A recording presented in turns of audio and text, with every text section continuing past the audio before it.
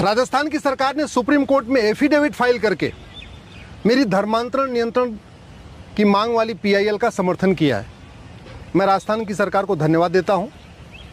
राजस्थान की सरकार ने अपने एफिडेविट में कहा है कि वो धर्मांतरण को रोकने के लिए एक अच्छा कानून बना रहे हैं। कानून बनाने की प्रक्रिया शुरू हो चुकी है, ड्राफ्टिंग शुरू हो चुकी है और बहुत जल्दी उसको कानून विधानसभा से पास करा देंगे।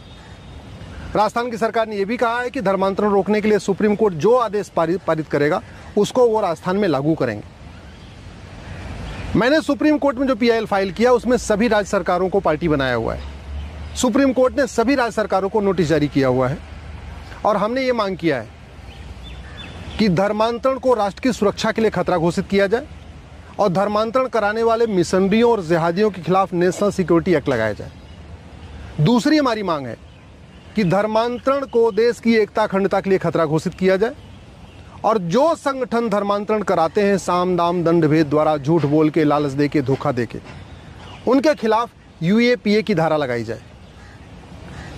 हमने ये भी मांग किया है कि धर्मांतरण एक वेजिंग वॉर है, इनडायरेक्ट वॉर है। मुगल काल में भी धर्मांतरण हुआ, ब्रिटिश काल में भी धर्मांतरण हुआ, आज भी धर्मांतरण हो रहा है और इस धर्मांतरण के कारण भारत के 9 राज्यों की डेमोग्राफी बदल चुकी है। भारत के 800 जिलों में से 200 जिलों की डेमोग्राफी बदल चुकी है। भारत के 6000 तहसीलों में से 1500 तहसीलों की डेमोग्राफी बदल चुकी है। भारत के बॉर्डर पे जो 300 तहसीलें हैं वहाँ की कंप्लीट डेमोग्राफी बदल चुकी है। इसलिए धर्मांतरण को वेजिंग वॉर डिक्लेयर किया जाए। वेजिंग वॉर में आजीवन कारावास, फांसी देने का प्रावधान होता है, लेकिन कोई भी राज्य सरकार न तो एनएसए लगाती है धर्मांतरण कराने वालों पे, न यूएपीए लगाती है, न वेजिंग वॉर की धारा लगाती है। हमने ये भी मांग किया है कि धर्मांतरण एक ऑर्गेनाइज क्राइम है। एक व्यक्ति नहीं करता, पूरा सिंडिकेट होता है और कई बार तो इंटरनेशनल रैकेट होता है। जो इस्लामिक संगठन है इनको खाड़ी देशों से फंडिंग आती है, जो क्रिश्चियन ऑर्गेनाइजेशन है इनको यूरोप से, अमेरिका से फंडिंग आती है। कोई उनको जगह उपलब्ध कराता है, कोई उनको मोटर गाड़ी उपलब्ध कराता है, कोई उनको लिटरेचर उपलब्ध कराता है। पूरा एक ऑर्गेनाइज सिस्टम से चलता है।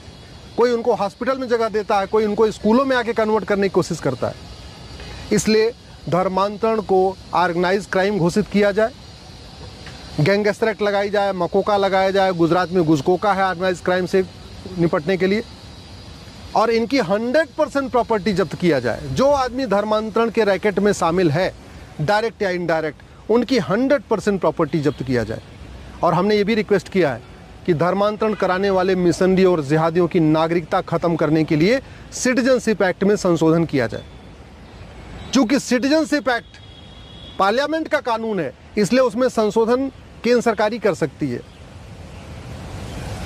धर्मांतरण एक राष्ट्रीय समस्या है, उत्तर से दक्षिण, पूरब से पश्चिम, पूरे देश की समस्या है। यूपी की भी समस्या है, बिहार की भी है, बंगाल की भी है, राजस्थान, छत्तीसगढ़, झारखंड की भी है। इसलिए धर्मांतरण के खिलाफ संसद में कानून बनना चाहिए। 100% प्रॉपर्टी जब्त करने वाला कानून होना चाहिए, सिटीजनशिप खत्म करने वाला प्रावधान होना चाहिए और आजीवन कारावास, फांसी देने का प्रावधान होना चाहिए। मैं आशा करता हूं कि पार्लियामेंट इस पर बहुत जल्दी एक्शन लेगी। संसद में धर्मांतरण नियंत्रण कानून बनेगा। धर्मांतरण कराने वाले मिशनरियों और जिहादियों की प्रॉपर्टी भी जब्त होगी, उनकी नागरिकता भी खत्म होगी, उनको आजीवन कारावास, फांसी भी होगा। और ऐसा होगा तभी धर्मांतरण रुकेगा। धर्मांतरण से राष्ट्रांतरण होता है। धर्मांतरण के कारण त्यौहार बदल जाते हैं। धर्मांतरण होने के बाद व्यवहार बदल जाता है। धर्मांतरण होने के बाद रीति रिवाज बदल जाता है।